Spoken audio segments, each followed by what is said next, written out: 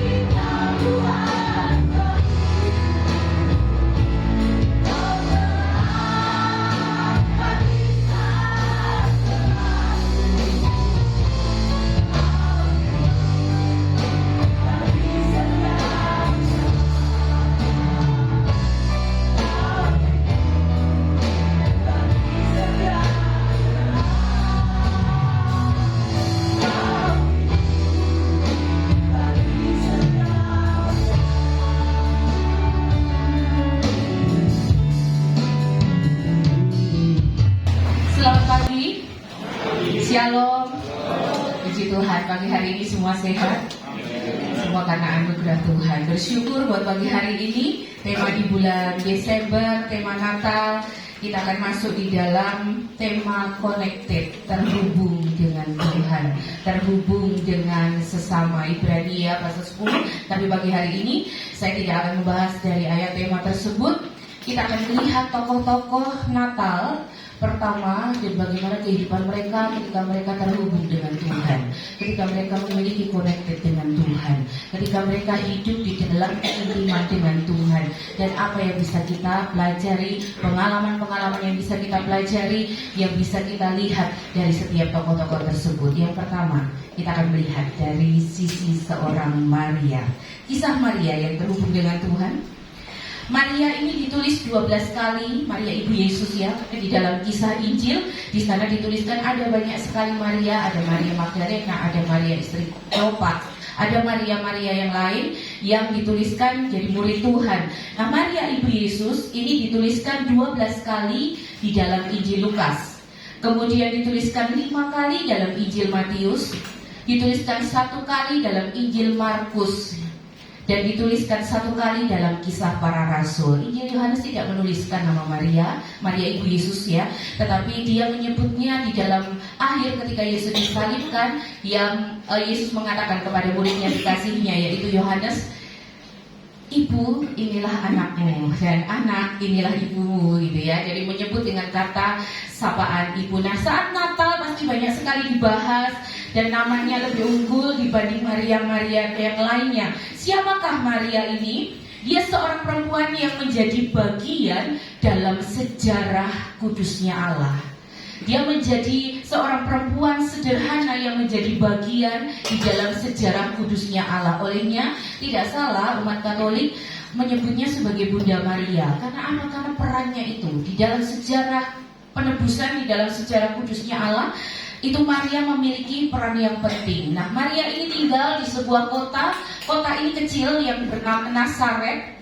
Nazaret ini wilayah Galilea, 30 km di sebelah barat Danau Galilea. Kalau Bapak Ibu lihat itu ada peta Danau Galilea atau Genesaret. Nah, Nazaret ini kecil kotanya, luasnya hanya 2.700 meter kali 200 meter. Penduduknya tidak banyak. Akan tetapi nanti sekembalinya Yesus dari Mesir, dia akan tinggal di Nazaret ini sehingga genaplah yang difirmankan oleh Tuhan bahwa dia disebut orang Nazaret, begitu ya. Dia disebut Yesus orang Nazaret. Nah, apa sih pagi hari ini kita akan merenungkan apa istimewanya Maria dan bagaimana hidupnya bisa terhubung dengan Tuhan. Apa keistimewaannya dia dibanding yang lain, dibanding murid-murid yang lain, dibanding Maria yang lain, dibanding orang-orang yang lain, sehingga waktu itu Elizabeth menyebutnya, diberkatilah engkau di antara sekian perempuan, diberkatilah engkau di antara para perempuan yang ada di muka bumi ini. Apa keistimewaannya? Hal yang pertama, Bapak Ibu, terhubung dengan Tuhan itu diawali bukan dari manusianya, tetapi diawali dari Allah sendiri. Connected dengan Tuhan itu diawali bukan dari sisi manusia, tapi diawali dari sisi Allah. Nah, apa yang terjadi dalam kehidupan Maria? Kita akan baca bersama-sama Lukas pasal 1 ayat 28 sampai ayat yang ke-31. Lukas pasal 1 ayat 28 sampai ayat yang ke-31. Kita akan baca ayat ini bersama-sama. Lukas 1 ayat 28 sampai ayat yang ke-31. Bapak Ibu sudah menemukannya, kita akan membaca ayat ini bersama-sama dalam hitungan yang ketiga. Lukas 1 ayat 28 sampai 31. 2, 3. Ketika malaikat itu masuk ke rumah Maria, dia berkata, "Salam, hai engkau yang dikaruniai, Tuhan menyertai engkau." 29. Maria terkejut mendengar perkataan itu, lalu bertanya di dalam hatinya, "Apakah arti salam itu?" Kata malaikat itu kepadanya, "Jangan takut hai Maria, sebab engkau beroleh kasih karunia di hadapan Allah." Ya. Terhubung dengan Tuhan itu dimulai dari pribadi Allah sendiri. Pada waktu itu Allah mengutus malaikatnya Gabriel datang menjumpai seorang perempuan yang bernama Maria di kota Nazaret ini di wilayah Galilea. Tentunya itu sudah ada di dalam perintah, dalam rencananya Allah, rencana besarnya Allah. Lalu malaikat ini masuk ke dalam rumah Maria. Dia mengatakan, salam hai engkau yang dikaruniai. Salam hai engkau yang diberi kasih karunia oleh Allah. Salam hai engkau yang mendapatkan perkenanan Allah. Salam hai engkau yang dipilih oleh Tuhan. Ya, seperti itu ya kalau saya katakan dalam bahasa sederhana. Maria ini terkejut, apa arti salam itu? Karena sebelumnya dia tidak pernah tahu. Kalau dia sudah tahu sebelumnya, ketika dia lahir, Maria, kamu nanti kalau sudah besar, kamu akan menjadi ibu, jadi juru selamat. Nah, dia gak mungkin terkejut. Tapi dia terkejut dengan apa arti salam itu. Tapi connected dengan Allah itu dimulai dari pribadi Allah, bukan dari pribadi manusianya. Maria itu sama seperti kita, manusia biasa. Jauh sebelumnya, Bapak Ibu, saya akan bacakan untuk Bapak Ibu di dalam Yesaya. Mari kita simak bersama-sama. Dalam Yesaya pasal yang ke-7, Yesaya pasal yang ke-7, kita lompat dulu ya, kita lompat dulu ke sebelumnya. Yesaya 7 ayat 14, saya akan bacakan untuk Bapak Ibu. Sebab itu Tuhan sendirilah yang akan memberikan kepadamu suatu pertanda. Sesungguhnya seorang perempuan muda mengandung dan akan melahirkan seorang anak laki-laki, dan ia akan menamakan dia Immanuel. Sesungguhnya seorang perempuan muda, Maria ini ribuan tahun sesudahnya, dia belum tahu apa-apa, dia tidak ngerti apa-apa. Tapi jauh sebelumnya Allah sudah punya gambaran, rencana yang besar. Dan tentunya Maria ini ada di dalam penetapan Allah. Jauh sebelumnya lagi dalam Kejadian pasal 3. Kejadian pasal 3, saya akan bacakan lagi untuk Bapak Ibu. Kejadian pasal 3 ayat yang ke-15, ini adalah nubuatan mesianik ya, untuk jauh ke depan, ribuan tahun ke depan. Ya, Kejadian 3 ayat 15, aku akan mengadakan permusuhan antara engkau dan perempuan ini, antara keturunanmu dan keturunannya. Keturunannya akan meremukkan kepalamu, dan engkau akan meremukkan tumitnya. Keturunannya akan meremukkan kepalamu, dan engkau akan meremukkan tumitnya. Dosa membuat manusia ini terpisah dari Allah. Saat Allah menciptakan Adam dan Hawa, Allah bisa berkomunikasi intim, bisa terkoneksi, bisa terhubung tanpa gangguan apapun. Tetapi akibat dosa, ketika Adam dan Hawa, manusia ini jatuh di dalam dosa, maka hubungan dengan Allah itu terputus. Maka hubungan dengan Allah itu jadi tidak lagi seharmonis sebelumnya. Karena apa? Karena memang Allah tidak bisa, dosa itu tidak dapat menjangkau Allah. Manusia yang terbatas itu tidak bisa menggapai Allah. Sebaik apapun, segencar apapun usaha manusia untuk bisa terkoneksi, untuk bisa terhubung lagi dengan Allah, itu tidak mungkin. Olehnya Allah lah yang punya inisiatif untuk mencari manusia. Allah lah yang punya inisiatif untuk menebus manusia. Allah lah yang punya inisiatif supaya hubungan ini kembali terkoneksi. Olehnya pada saat Yesus mati di atas kayu salib, tirai bait suci itu terbelah menjadi dua. Hubungan Allah dengan manusia itu diperdamaikan, terkoneksi, terhubung. Nah, dalam suatu peristiwa yang istimewa ini, Allah punya hak prerogatif, hak istimewa untuk menentukan siapa saja yang ada di dalam perannya dalam sepanjang sejarah. Salah satunya tokoh yang kita baca pagi hari ini adalah Maria. Dia memiliki hak prerogatif dari Allah, hak kekhususan dari Allah, dikaruniai Allah, terkoneksi dengan Allah secara khusus di dalam rencana kudusnya Allah.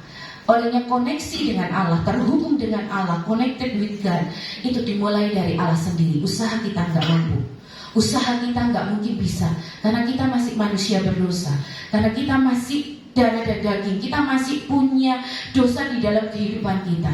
Tetapi Allah yang punya inisiatif. Hal pertama dari kehidupan Maria terkoneksi dengan Allah itu dimulai dari Allah sendiri. Sama hanya dengan kehidupan kita.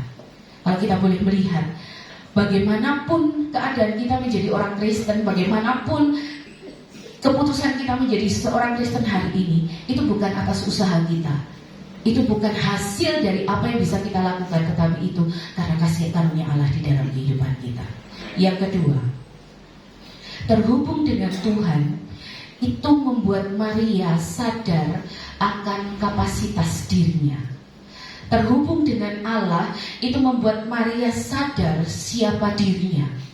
Dirinya adalah seorang manusia yang penuh dengan dosa. Dirinya adalah seorang manusia yang biasa. Di dalam Lukas 1 ayat 38, terjemahan lain dikatakan, siapakah aku ini? Aku adalah seorang hamba yang hina. Tapi siapakah aku ini yang mendapat belas kasihan dari Tuhan? Kita akan baca saja bersama-sama Bapak Ibu. Di dalam Lukas pasal yang pertama ayat 38, kita baca bersama-sama. Lukas 1 ayat yang ke-38.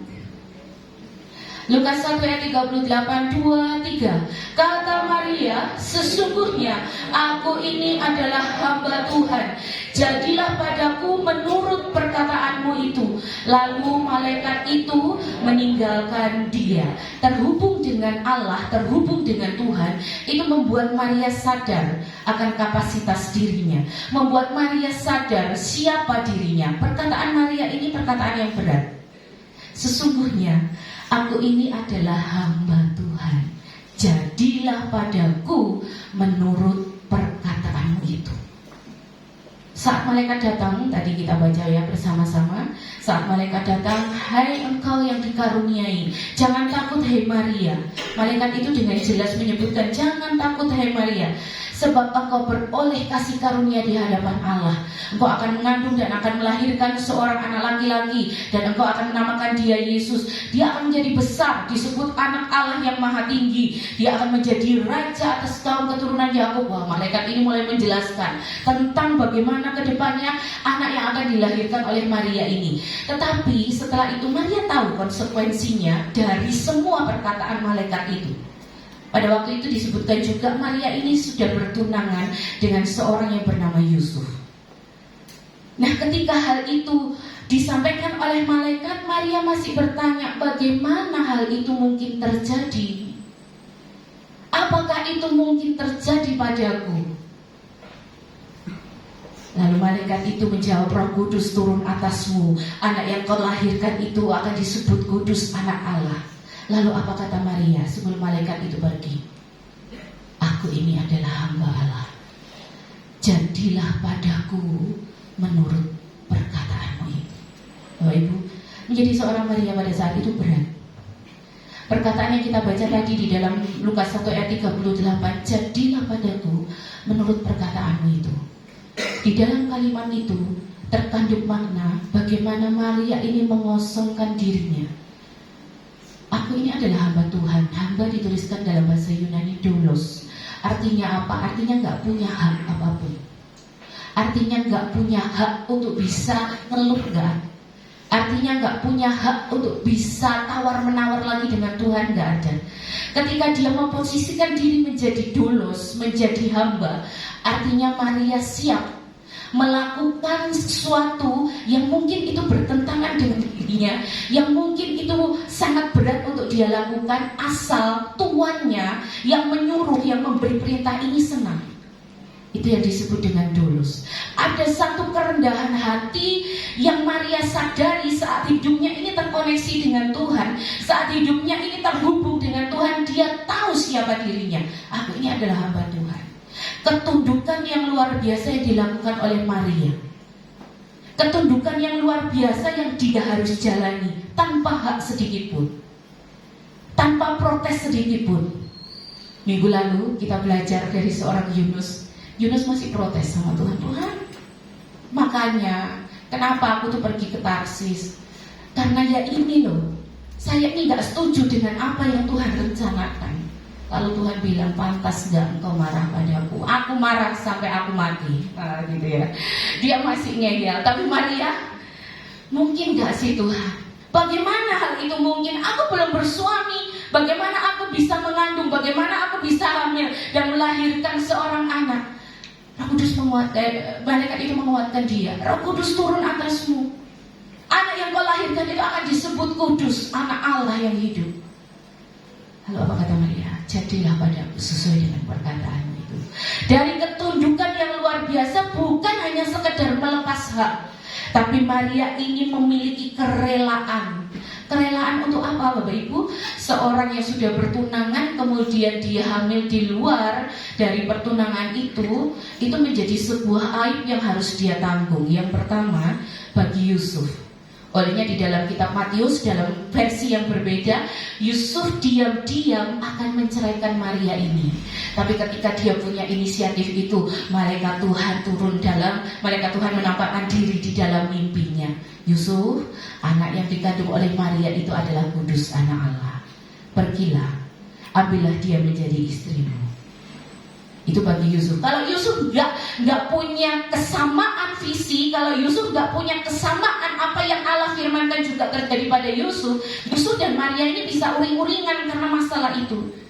Ini konsekuensi yang harus dia tanggung. Konsekuensi lain, bagaimana dengan keluarganya? Bagaimana dengan orang-orang sekitarnya? Statusnya dia statusnya pada waktu itu adalah bertunangan, dalam artian positif menikah begitu ya. Pasti akan menikah dengan tunangannya ini. Tapi apa yang akan dikatakan oleh masyarakat sekitar? Bahkan hukum yang paling mengerikan, dia akan dirajam dengan batu karena dianggap berzina. Konsekuensi itu Maria tanggung. Konsekuensi itu Maria tahu.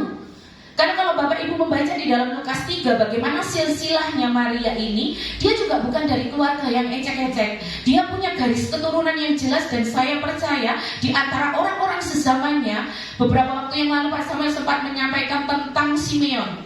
Simeon itu nantinya yang akan menjadi moyangnya Gamaliel. Nah, Simeon ini hidup di tengah-tengah bangsa di mana pada waktu itu tidak ada firman, sama dengan Maria. Dia hidup di tengah-tengah suatu situasi selama kurang lebih 400 tahun. Allah tidak menampakkan diri dalam firman-Nya, baik kepada nabi-nabinya maupun kepada perantaraan apapun.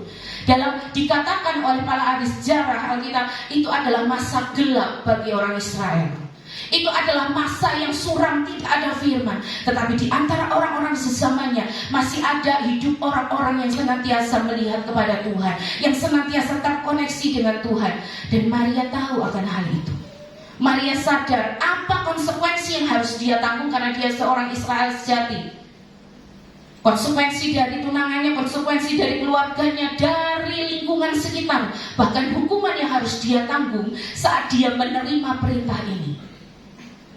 Olehnya bukan hanya sebuah ketundukan yang luar biasa, bukan hanya sebuah kerendahan hati yang luar biasa, tetapi Maria tahu kerelaannya dia untuk dipakai. Istilahnya dalam tanda kutipnya, dipinjam rahimnya untuk melahirkan juru selamat itu. Sebuah kerelaan bukan hanya secara fisik, tapi juga secara mental, secara psikologi juga. Apa yang harus dia tanggung dari apa yang dia terima, perintah apa yang dia terima dalam dirinya. Sebagai manusia, saya menyadari ketika dia menyampaikan ini bukan sesuatu yang mudah. Sesungguhnya, aku ini adalah hamba yang hina. Aku ini adalah hamba Tuhan. Jadilah padaku menurut apa yang Kau firmankan. Jadilah padaku menurut perkataanmu itu. Setelah mendapatkan jaminan dari Maria, lalu malaikat ini pergi meninggalkan dia. Sebuah hubungan yang terkonek dengan Allah membuat Maria sadar siapa dirinya. Sama dengan kehidupan kita. Hidup kita ini adalah perang di tengah dunia ini. Allah punya rencana besar dalam hidup kita. Dikatakan bahwa aku tidak mungkin memberikan kepadamu rencana kecelakaan, rencana yang mendatangkan kesuraman, tapi akan mendatangkan rencana yang penuh dengan kebaikan, yang penuh mendatangkan masa depan yang penuh dengan harapan. Namun untuk sampai ke sana itu terkadang dalam kehidupan kita manusia ini up down. Sanggup gak kita sadar, Tuhan, sesungguhnya aku ini adalah hamba Tuhan. Masih susah, masih sulit, jadilah padaku sesuai apa yang Tuhan mau.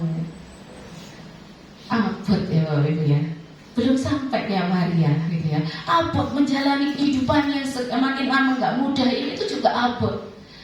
Segala macam konsekuensi, segala macam risiko, segala macam hal dampak yang boleh kita terima. Kadang ikut Tuhan kok abot ya.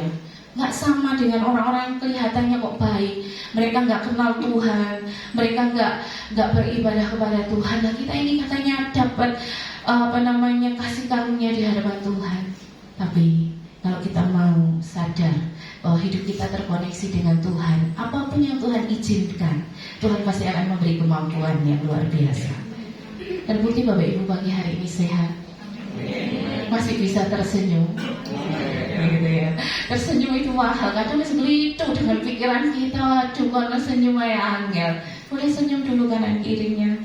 Nah, gitu ya, supaya nggak tegang udaranya syahdu seperti ini 3 hari nggak terang-terang gitu ya. Kalau panas, ngomel panas, ibadah nggak ini panas sekali, giliran hujan, duh keren, bisa mau nggak yo ke gereja ya, tantangan Bapak Ibu ya. Hari-hari ini tantangan gitu. Nanti tadi malam saya bilang gitu, kalau pas mau ke gereja udah terus gitu ya. Nanti kalau sudah semua masuk gereja atau sudah pulang terang gitu. Ya ini tantangan gitu, cucian nggak kering, apalagi lembab, hujan di dalam rumah gitu ya, bocor di mana-mana. Wah ini tantangan. Tapi ya itu Tuhan, ya wes langsung dikodawu. Aku ini adalah hamba Tuhan, wes kono-kono lah Tuhan, apa maunya Tuhan gitu ya. Walaupun kadang juga protes, kok ngene Tuhan ya, kok seperti ini ya. Tapi Maria nggak protes dia dalam hidupnya. Aku ini adalah hamba Tuhan. Jadilah padaku menurut perkataanmu itu. Yang ketiga Bapak Ibu, ini yang dimiliki oleh Maria, tidak diceritakan secara detail, tapi terhubung dengan Tuhan. Itu membuat Maria mampu melakukan sesuatu. Terhubung dengan Tuhan, itu membuat Maria mampu untuk setia. Tidak ditulis secara detail kisah hidupnya Maria, tapi kita akan lihat bersama-sama. Saya akan bacakan untuk Bapak Ibu di dalam Yohanes tadi. Yohanes pasal 19 ayat 25-27. Terus kemudian saya akan bacakan untuk Bapak Ibu di dalam Kisah Para Rasul. Kita akan lihat bersama-sama di situ.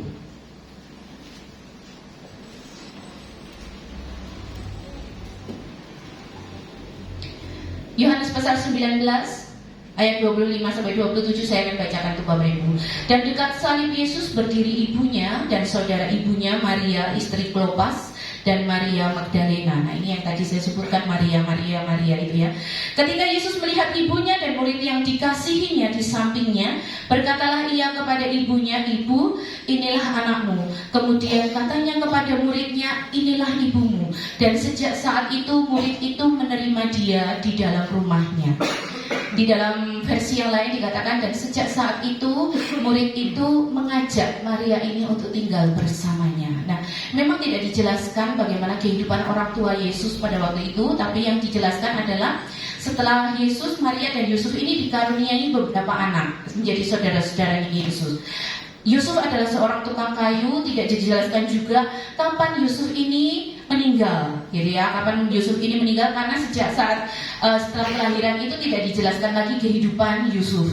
Maria juga tidak dijelaskan secara rinci, tapi kemudian dia muncul saat Yesus sudah disalib. Dekat salib itu berdiri ibunya, berdiri Maria ini. Lalu ketika Yesus melihat ibunya dan murid yang dikasihinya, siapa? Yohanes. Nah, itu dikatakan, "Ibu, inilah anakmu." Lalu kepada muridnya yang dikasih itu, "Inilah ibumu." Dan sejak saat itu murid itu menerima dia di dalam rumahnya. Apakah Maria ini nggak punya rumah atau bagaimana? Nah itu memang tidak dijelaskan secara rinci. Saya juga belum melihat sejarah dalam sejarah kisah ini. Tapi dikatakan bahwa ibu ini anakmu, anak ini ibumu. Dalam tanda kutip ketika Yesus disalibkan itu Yusuf nitipno ya gitu. Yusuf nitipno ibunya, "Rawatan ibuku ini, rawatan Maria ini." Dan kalau boleh saya bahasakan dengan bahasanya, bahasa saya sehari-hari, dia sudah melahirkan aku, dia sudah berjasa untuk hidupku gitu ya. Rawatlah ibu ini. Nah, di dalam Kisah Para Rasul kita akan lihat Kisah Para Rasul pasal yang pertama ayat yang ke-14. Kisah Para Rasul pertama ayat 14 ini adalah sebuah perintah di mana harus menantikan janji Bapa itu.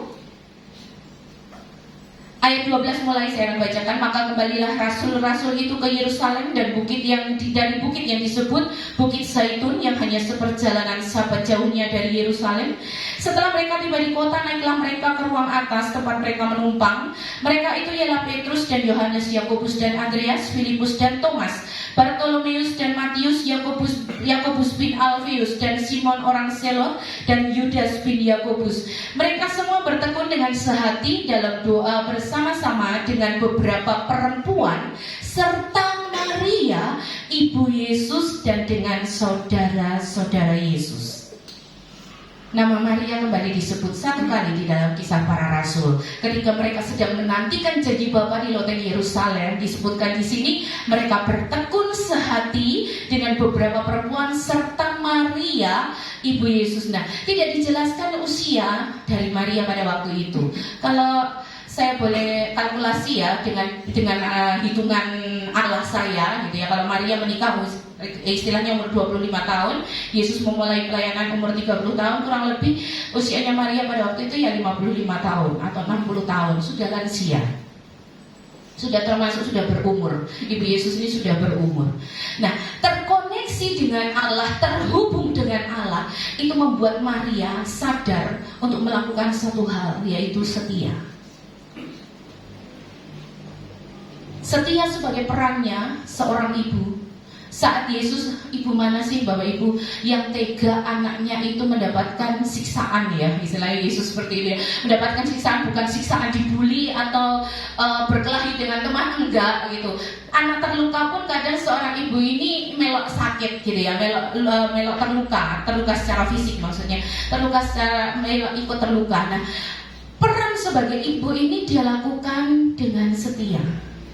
Sampai Yesus disalib pun dia mendampingi. Maria ini mendampingi. Dan di sebelah salib itu ada ibunya.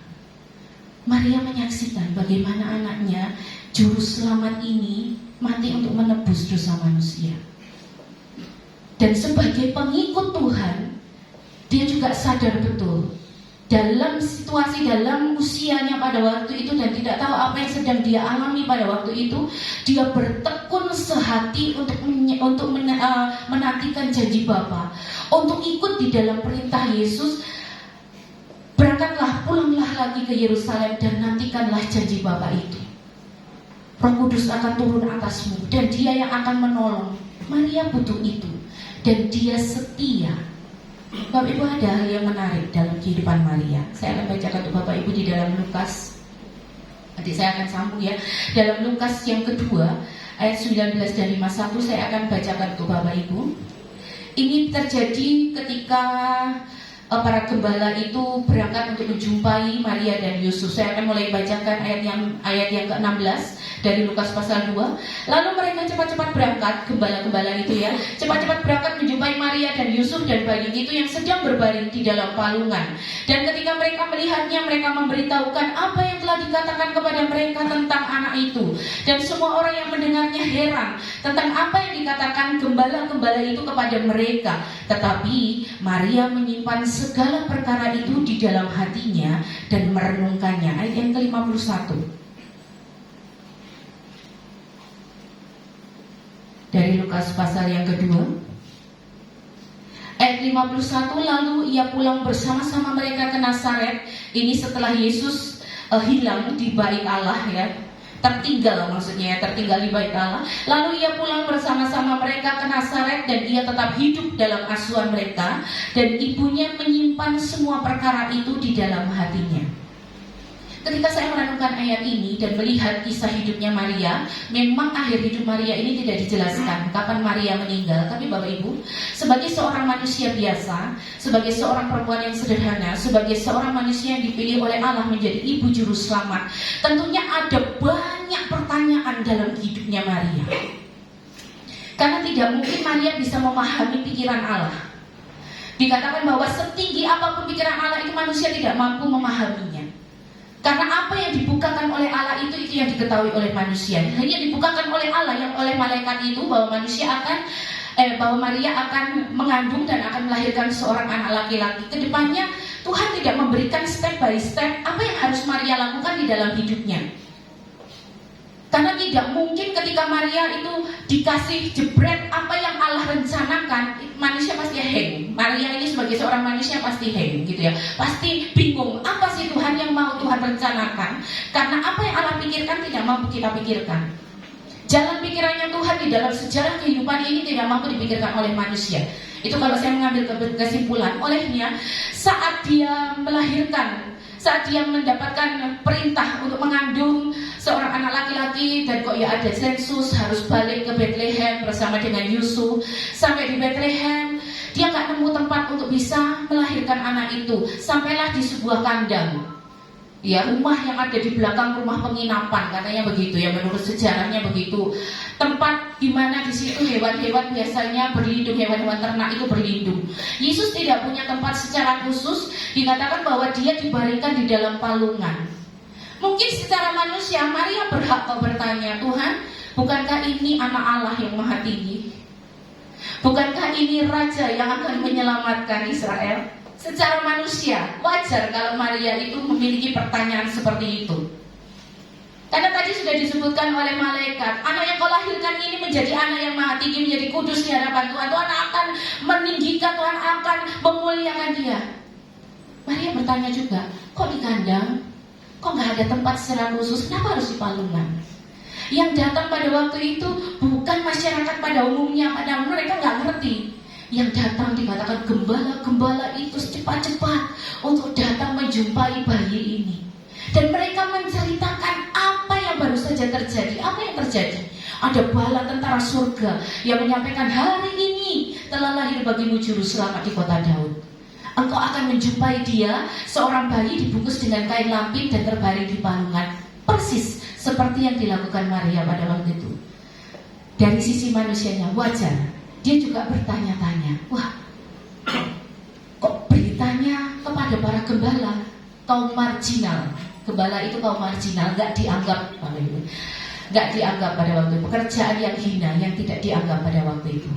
Lalu kemudian setelah beberapa waktu lamanya, datanglah para raja, para orang-orang bijak dari negeri timur mempersembahkan sebuah persembahan yang luar biasa. Persembahan yang tidak seperti tadi gembala, berbeda 180 derajat, ada emas, ada kemenyan, ada mur.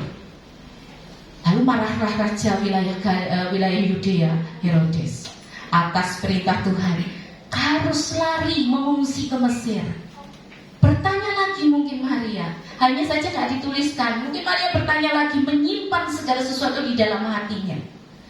Sebagai manusia wajar dia bertanya-tanya. Sampai kemudian Yesus sudah dewasa, tadi ya 12 tahun dia bertukar tanya di bait Allah. Maria juga menyimpan di dalam hatinya, dia merenungkannya. Sampai Yesus dewasa, mujizat yang pertama dilakukan. Saat itu ibu Yesus ada di sana. Ketika Yesus berkata, ibu, waktuku belum tiba. Waktu apa sih? Nah, gitu ya. Mungkin bertanya juga, waktu apa sih? Sampai dia mengalami penderitaan jalan salib, Maria ada di sampingnya. Bahkan sampai tadi kan saya katakan, kalau saya hitung-hitung secara hitungan normal, usia Maria pada waktu itu sudah termasuk kategori lansia. Dia juga ikut bersama-sama dengan murid-muridnya, bertekun, bersehati, berdoa.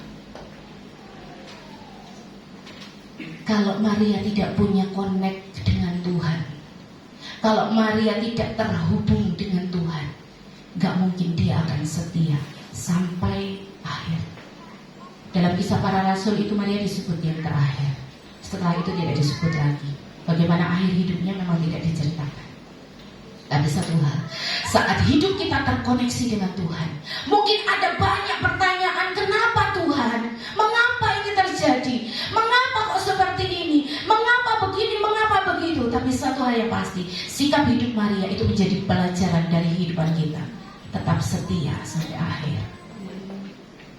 Seorang yang terkoneksi dengan Tuhan, itu dia juga akan setia sampai akhir. Kalau dia gak terkoneksi dengan Tuhan, dia gak mungkin jatuh cinta dengan Tuhan. Saat kita hidup memiliki pengalaman-pengalaman bersama dengan Tuhan, itu yang akan membuat kita untuk setia apapun yang Tuhan mau. Mungkin kita bertanya sebagaimana Maria tadi, dia menyimpan segala sesuatu di dalam hatinya dan merenungkannya. Kita mungkin juga gak ngerti, ya memang gak ngerti. Pikiran manusia ini terbatas, gak mampu paham rencana Tuhan. Dan Tuhan sendiri bilang, firman-Mu itu pelita bagi kakiku. Kenapa Tuhan mimpinya manusia itu step by step? Kalau langsung dipimpin kayak gini, kita jadi enak-enakan, kita jadi ala ora. Tapi Tuhan memimpinya itu step by step. Terkadang ada banyak pertanyaan dalam diri, ada banyak pertanyaan di dalam kehidupan kita. Kenapa begini, kenapa begitu? Tapi kalau hidup kita terkoneksi dengan Tuhan, hidup kita terhubung dengan Tuhan, itu membuat kita gak perlu tanya lagi, Tuhan, apa yang Tuhan mau? Dan aku mau melakukan itu dengan setia, dan aku mau melakukan itu dengan kesungguhan. Olehnya ini, kenapa kok saya gak ngambil tema dari kisah-kisah kelahiran Tuhan? Terlalu mainstream gitu ya. Tapi ini yang menjadi kerinduan saya, Bapak Ibu, menjadi kerinduan kami, saya dengan Pak Asep ketika kami ngobrol tahun depan. Tema ini menjadi tema 1 tahun ke depan, terkoneksi dengan Tuhan. Apa yang bisa kita banggakan? Apa yang bisa kita lakukan? Kemampuan manusia terbatas, rapuh. Kemampuan ini, kesehatan ini juga rapuh. Karena hidup manusia ini penuh dengan segala keterbatasan, fana dikatakan. Kalau kita nggak terkonek dengan Tuhan, kalau kita nggak intim dengan Tuhan, kalau kita nggak menyatu dengan Tuhan, nggak terhubung dengan Tuhan, seberapa besar sih kekuatan kita? Seberapa besar sih kemampuan kita untuk terus bertahan? Gak bisa. Tapi kalau kita terhubung dengan Tuhan, sekalipun itu mengalami fase di bawah, di atas, datar, tapi Tuhan itu yang akan menjamin kehidupan kita. Tuhan yang akan menjamin seluruh keberadaan kita. Karena apa? Sedikit manusia itu ambiar, rapuh. Hidup manusia ini sangat rapuh. Tapi biarlah ini menjadi tema Natal, menjadi tema tahun depan, bahwa kita mau lebih dekat dengan Tuhan, kita mau terhubung dengan Tuhan. Apapun yang terjadi, apapun yang Tuhan izinkan terjadi, kita mau tetap melekat dengan Tuhan. Karena ranting itu kalau sudah terlepas, dia nggak bisa berbuah, hanya bisa dibuang dan dibakar. Tapi kalau ranting itu melekat dengan Tuhan, gempa bumi pun, apapun yang terjadi, dia terus melekat. Dia akan terlepaskan, dan dia mampu melakukan apa yang Tuhan mau. Dia mampu mengerjakan apa yang Tuhan inginkan dalam kehidupan kita. Banyak kita sebagai manusia, bukan hanya hamba Tuhan, tapi Bapak Ibu, kita semua yang ada di dunia ini, kita semua yang ada di tempat ini, saat hidup kita terkoneksi dengan Tuhan, kita mampu melakukan apa yang Tuhan mau dalam hidup kita, dalam keluarga kita, di dalam pekerjaan kita, di dalam pelayanan kita, di dalam kehidupan kita bermasyarakat, di dalam komunitas kita. Kita mampu melakukan apa yang Tuhan mau, karena kasih-Nya itu melingkupi kita, kasih-Nya itu menguatkan kita. Saya akan ajak Bapak Ibu baca satu ayat yang terakhir ini dari versi firman Allah yang hidup. Kalau Yohanes 15 ayat yang keempat dan 5, kita sudah sering baca ya, bahwa di luar aku kamu tidak dapat berbuat apa-apa, di luar Yesus kamu tidak dapat berbuat apa-apa. Saya akan tambahkan dengan satu ayat di dalam Mazmur 36 ayat yang ke-9. Saya pakai versi firman Allah yang hidup. Nah, bagus kalimatnya. Karena Engkaulah sumber hidup, terang kami berasal dari terang-Mu. Yuk kita baca bersama-sama Mazmur 36 ayat 9 versi firman Allah yang hidup 2-3. Karena Engkaulah sumber hidup, terang kami berasal dari terang-Mu. Terang hidup kami ini berasal dari terang-Mu. Kalau nggak berasal dari Tuhan, cahaya kita nggak akan bersinar redup. Tapi terang kami, hidup kami itu berasal dari Engkau Tuhan. Karena Engkaulah sumber hidup. Karena Allah adalah sumber hidup. Bapak Ibu, hidup yang kita jalani, kalau Bapak Ibu masih bisa bernafas hari ini, itu karena ada sumbernya, yang menganugerahi kita dengan kasih karunia, yang kemudian menyadarkan kita siapa kita ini. Kita hanya manusia yang rapuh, manusia yang biasa. Olehnya kita butuh sumber. Kita butuh terang yang terus menerangi kita. Kita butuh sumber yang terus menghidupi kita. Ya, ada beberapa dari Bapak Ibu yang mungkin airnya mati, baik itu Westlake maupun PDAM mati. Sedih nggak? Sedih. Karena air ini urgent ya untuk kebutuhan sehari-hari. Demikian dengan kehidupan kita. Kalau sumbernya ini, kalau kita terputus hubungan dengan sumbernya ini, Apakah kita masih bisa hidup? Bisa. Secara fisik hidup. Tetapi secara holistik mungkin agak ngepot. Mungkin agak ngepot. Tapi kalau kita terkoneksi dengan Tuhan, Dia menjamin seluruh keberadaan hidup kita. Semua aspek kehidupan kita secara holistik, secara utuh, Dia jamin. Hanya terkadang waktu Tuhan itu bukan waktu kita. Cara Tuhan itu bukan cara kita. Kita terkadang bertanya-tanya, Tuhan, kapan? Kenapa? Gimana sih Tuhan? Ya, dalam hidup ini kalau kita terkoneksi dengan Tuhan, kita mampu tahu apa yang menjadi rencananya dalam hidup kita. Amin Bapak Ibu. Terus semangat. Berapa persen daya di akhir bulan ini kemarin di penutupan komisi saya tanya, berapa persen Bapak Ibu daya yang tersisa di akhir bulan, kok di akhir? Ya di akhir tahun inilah, ini kan sudah bulan Desember ya. Berapa persen? Ada yang bilang lowbat gitu ya. Nah olehnya kita harus terkoneksi, harus power on, harus terkonek dengan sumbernya handphone. Kalau nggak dicas mati, nggak bisa dipakai untuk telepon, nggak bisa dipakai untuk chat, nggak bisa dipakai untuk browsing, mati sudah karena terputus dari sumbernya.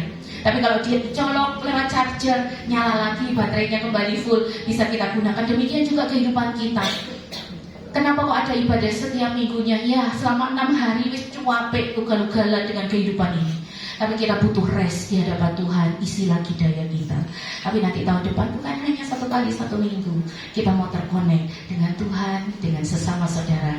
Supaya apa? Supaya daya kita ini loh, ini tetap on, tetap powerful, tetap punya energi yang besar, tetap punya semangat di dalam Tuhan. Bukan hanya ketika kita bergereja dalam kehidupan sehari-hari, kita juga tetap punya semangat di dalam Tuhan. Amin Bapak Ibu. Siap memasuki tahun 2025 bersama Tuhan pasti bisa. Kasih-Mu layakan seluruh hidupku, mampukanku melakukan yang Kau inginkan. Tak bisa ku terlepas, Kau menggenggam tanganku, ingin lebih mengenal pribadi-Mu.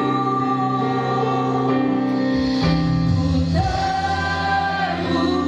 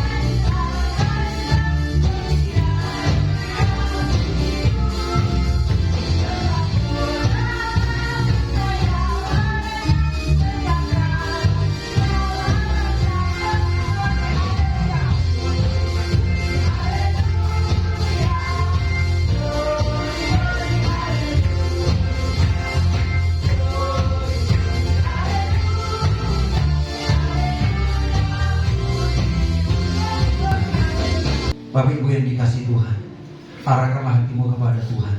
Pulanglah dengan penuh sukacita dan terimalah berkat dari Tuhan. Kasih karunia dan damai sejahtera dari Allah Bapa di surga, kasih sayang dan cinta dari Tuhan Yesus Kristus yang tidak pernah berkesudahan, pertolongan, penghiburan dan kekuatan oleh Roh Kudus yang akan terus menyertai setiap kami umat-Mu, mulai saat pagi hari ini dan sampai selama-lamanya. Pulanglah, terima segala berkat Tuhan ini. Di dalam nama Tuhan Yesus kami sudah berdoa, kami terima berkat ini.